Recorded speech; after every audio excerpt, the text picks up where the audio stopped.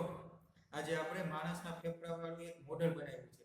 જોજો મિત્રો ધ્યાનથી. દેખાઈ રહ્યું છે ને?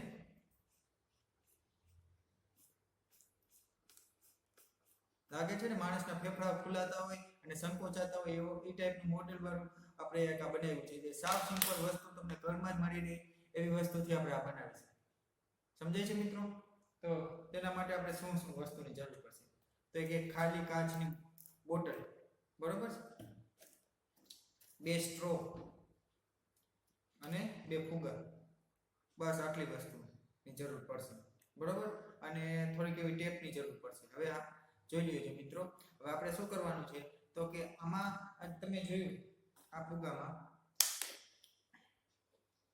કયા વાય આકારના આમાં બાંધેલા છે. હવે જો તમારે એ ટાઈપનું કરવું હોય ને તો મિત્રો તમે આ સ્ટ્રો રહ્યું અહીંથી એટલી કટ કરી નાખશો એટલે આ ભાગ નીકળી જશે, બરોબર. પછી અહીંથી કાણું પાડી અને આની આમ ચોંટાડી દેજો. એટલે જ્યારે આપણે ફૂંક અથવા તો ફૂંક મારશું તો બેમાં હટકી હવા નીકળશે. સમજાય છે મિત્રો? તો તમે એ રીતથી પણ કરી શકો છો અને બીજી રીતથી પણ કરી શકો છો. બે ફુગા, બે સ્ટ્રોમાં ઇન્ડિવિજ્યુઅલ ફુગો તમે રાખી દો. કે અહીંયા હું એક ફુગો ભરાવી દઉં, બરોબર છે, અને એક અહીંયા ફુગો રાખી દઉં. આ પણ એ જ કામ કરશે, બરોબર. આમાં આપણે જ્યારે વાયાકારનું રાખશો તો વધારે એમ સારું લાગશે અને વધારે સારું દેખાશે. તો કે એમાં કરવાનું શું છે તમે હું ફરી પાછો કહી દઉં તમને કે અહીંયા આ ટાઈપની વાયાકારનો છે, આટલું કાપી નાખવાની સ્ટ્રોને આપણે, પછી અહીંયા થોડું કાણું પાડી દેવાનું, બરોબર. અને અહીંથી આમ આપણે આમ ચોંટાડી દઈશું. બસ એટલું કરવાનું છે. અહીંથી તમે ફેવિકોલથી ચોંટાડી શકો, ફેવિક્વિકથી કે ગ્લુગનથી કે જેનાથી તમારે ચોંટાડવું હોય તેનાથી ચોંટાડી શકો છો, બરોબર મિત્રો. તો હવે આપણે એવું કહી શકીએ કે 2 ફુગાને ઇન્ડિવિજ્યુઅલ કરી દે. તો મેં બે ફુગાને ઇન્ડિવિજ્યુઅલ જે છે એ રાખી દીધું છે. આમાં બે ફુગાને અલગ અલગ સ્ટ્રો દેખાય છે ને મિત્રો, બરોબર. તેને આપણે ટેપ સાથે આમ બાંધી દીધા. ફુગાને આપણે ટેપ સાથે એવો સરખો બાંધી દીધો છે, બરોબર મિત્રો. અને શું કરવાનું રહેશે તો કે હવે આ બેને આપણે આમ વાય આકારનો થાય ને, બે બાજુ ટેપ મારી અને આમ વાય આકારનો થાય એવી રીતે આમ ચોંટાડી દઈશું આવી રીતે, બરોબર છે મિત્રો, ટેપ દ્વારા. એટલે આ તમારું થયું કમ્પ્લીટ. હવે ફુગાની જે ઓલે આપણે ઢાંકણું હોય ને મિત્રો, તેમાં જો તમે વાય આકારનું બનાવ્યું હોય તો ખાલી એક જ હોલ પાડવાનું રહે, બરોબર. જ્યારે આવું કર્યું હોય તો 2 હોલ પાડવાનું રહેશે આની અંદર, અને એને આપણે આની અંદર આમ ફોડવી દેશું.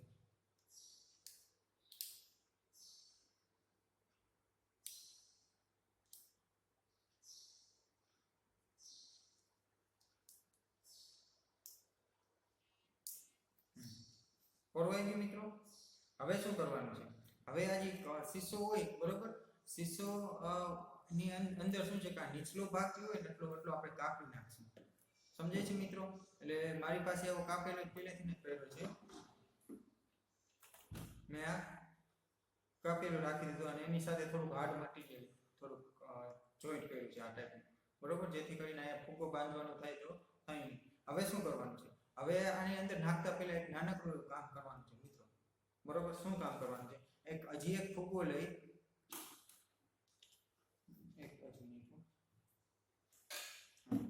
હજી એક ફૂગો લઈ અને એને આપણે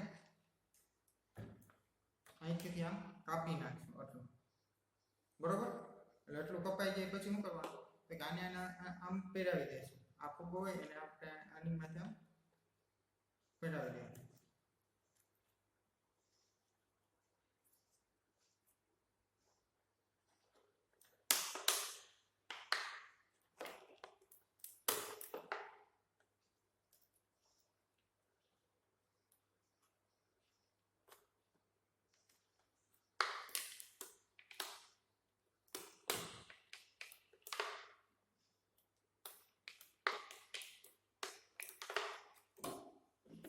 તો પહેરાઈ ગયું પછી માથે થોડીક એવી ટેપ મારી દઈશું આપણે મિત્રો, ટેપ, જેથી કરીને કઈ એવું થાય નહીં, બરોબર. અત્યારે આપણે એને રાખી દઈએ અને હવે તમને બરોબર દેખાશે કે અહીંયા આપણે હરખી એવી ટેપ મારી દીધી છે. હવે શું કરવાનું?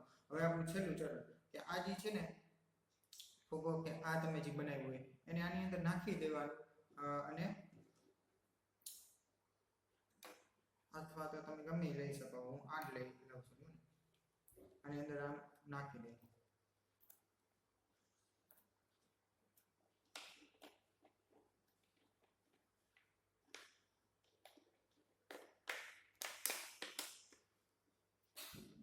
નખાઈ ગયું. હવે શું કરવાનું છે? હવે કઈ નહીં, આપણે આમ જમો તો થશે. આવે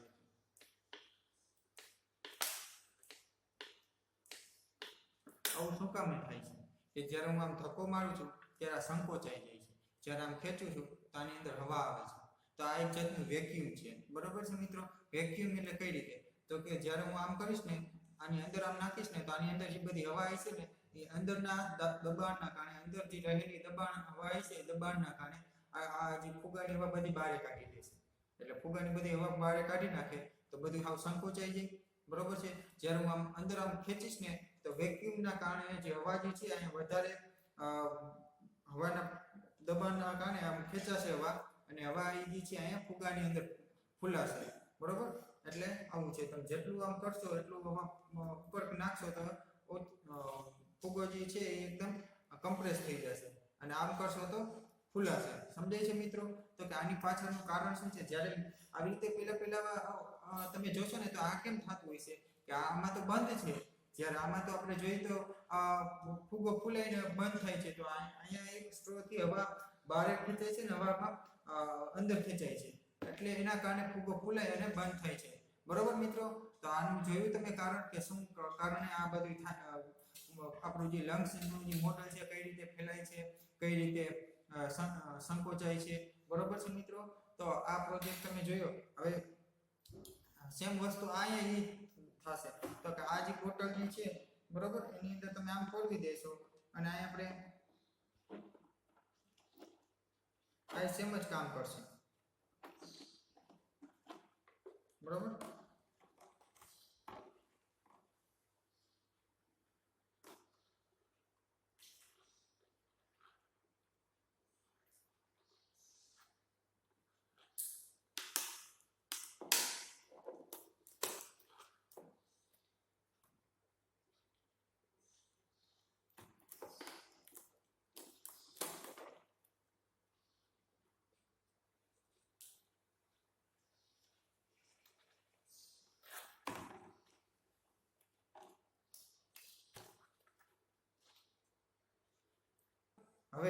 હવે શું કરવાનું છે?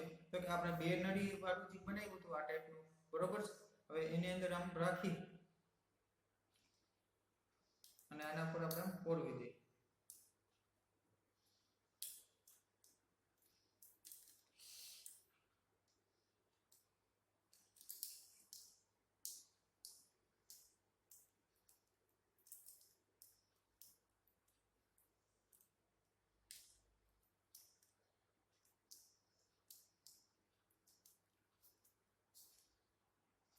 પોરવાઈ મિત્રો. બરોબર? હવે શું કરવાનું છે? તો કે હવે આ લંગ્સને આપણે અંદર નાખવાનું.